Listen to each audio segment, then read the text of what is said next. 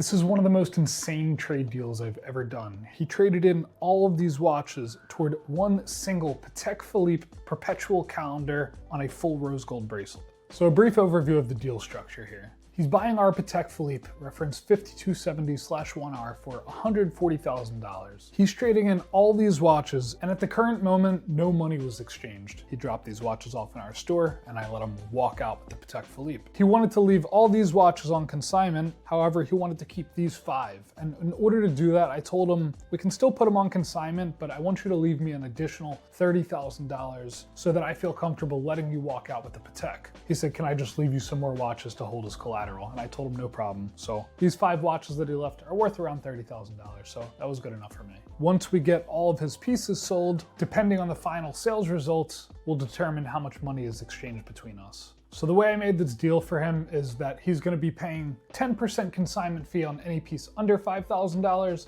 and 8% consignment on any piece over $5,000. The bigger picture here is that, 1, I got to sell an expensive watch to him, and we get to take in all these pieces as inventory, which is going to turn into tons of new customers and new deals and new trades, and you get the gist. Now, of course, all these watches are going to be for sale, and I want you guys to have first view at them. We're going to show you each of the pieces with a small amount of information in a rapid fire style. If you see anything that you're interested in, you can shoot us a DM and ask for the price. Patek Philippe 5119J box papers. Rolex Datejust reference 16233 box papers. Breguet 5847BR. He said this one has seen many drunken nights. We can see that with the large scratch on the crystal and wear throughout the case. Frank Mueller Master Banker in rose gold. Hublot Big Bang Unico rose gold. Panerai PAM 00576. Rolex Cellini 4133 Vintage JLC. This is a rare rose gold Panerai with a Minerva-based movement. JLC Annual Calendar. IWC Perpetual Calendar.